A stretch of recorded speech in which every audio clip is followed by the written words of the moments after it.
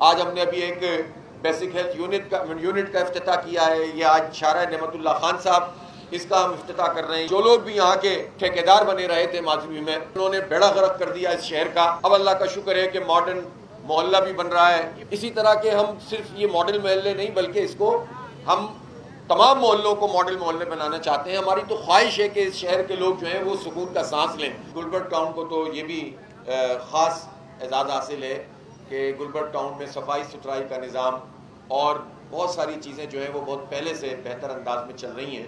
تو مجھے امید ہے کہ یہ سارے ہی نو کے نو ٹاؤنز ماڈل ٹاؤن بنیں گے، لیکن گلبرگ اس میں لیڈ کرے گا اور مزید بہتر طریقے سے تمام چیزوں کو آپ لے کر چلیں گے. آپ نے کچھ جدید چیزیں بھی اختیار کی ہیں. آپ نوجوانوں کے لیے کام کر رہے ہیں. آپ ورک اسپیسز جو ہے وہ کو ورک اسپیسز بنا رہے ہیں. آپ وائی فائی سسٹم اپنی مختلف جگہوں پر پرووائڈ کر رہے ہیں. آپ واٹر ہارویسٹنگ کا سسٹم چلا رہے ہیں. آپ نے لائبریریز کو بہتر بنایا ہے. آپ پارکس کو ڈیولپ کر رہے ہیں.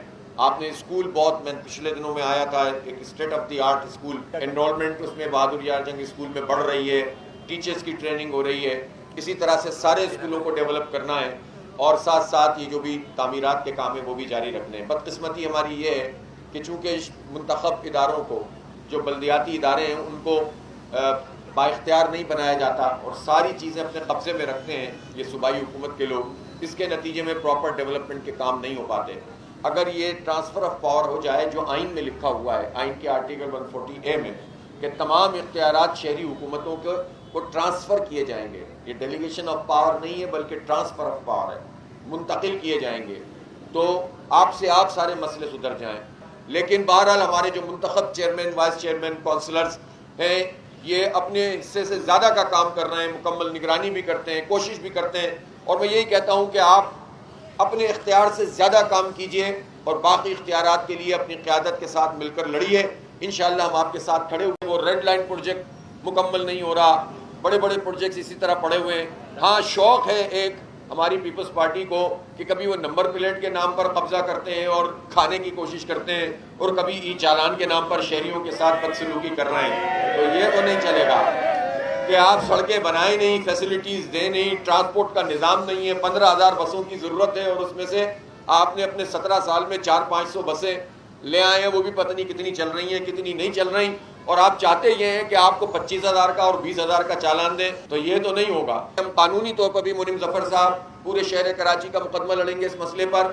میں نے سندھ حکومت سے بات بھی کی ہے کہ بھئی آپ اس کو ریوائز کریں، اور میں یہ چاہتا ہوں کہ اچھا ہے کہ بات چیت کے ذریعے سے یہ مسئلہ حل ہو جائے، ورنہ دوسری صورت پھر احتجاج ہے اور پھر گھیراؤ ہے، اور پھر آپ یہ مت کہیے گا کہ لا اینڈ آرڈر کی سچویشن خراب ہو رہی ہے. اس لیے کہ ہم تو کبھی بھی یہ خراب نہیں کرنا چاہتے، لیکن جب آپ مجبور کر دیں گے، اتنی زیادتی کریں گے کراچی کے نوجوانوں کے ساتھ، تو ہم تو پھر آپ کو اس طرح سے قبضہ سسٹم آپ کا نہیں بڑھنے دیں گے.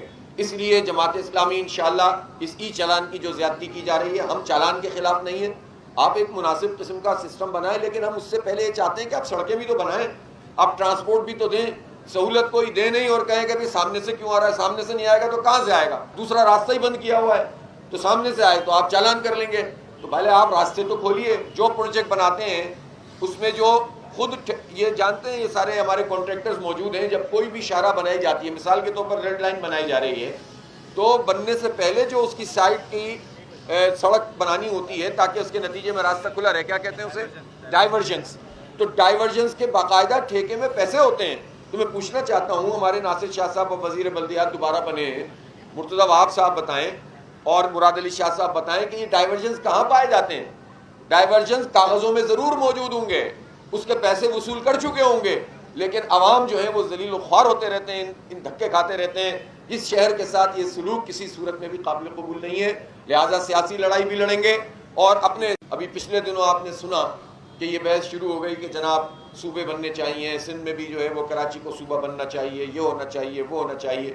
یہ سوال کیوں اٹھتے ہیں؟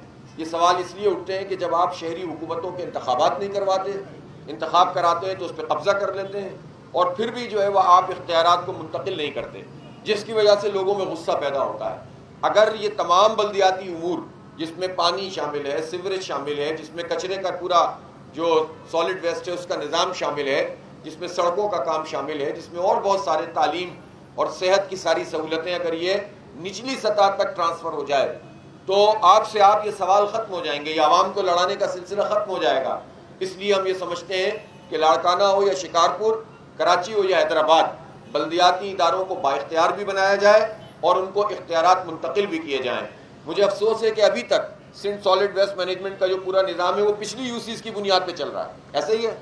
یعنی حیرت کی بات ہے کہ 2.5 سال ہونے کو آ گیا ہے، 2.5 سال میں یہ پیپلز پارٹی اس سسٹم کو موجودہ یوسیز کی بنیاد پر کرنے میں بھی کامیاب نہیں ہو سکی ہے، اور یہ جان بوجھ کر کرتے ہیں، یہ کیا ان کا مسئلہ ہے، لیکن بہرحال اس کے نتیجے میں پرابلم پیدا ہوتی ہے۔ اربوں روپے کا پورا نظام ہے، دھندا ہے جو سالڈ ویسٹ کے نام پر چل رہا ہے۔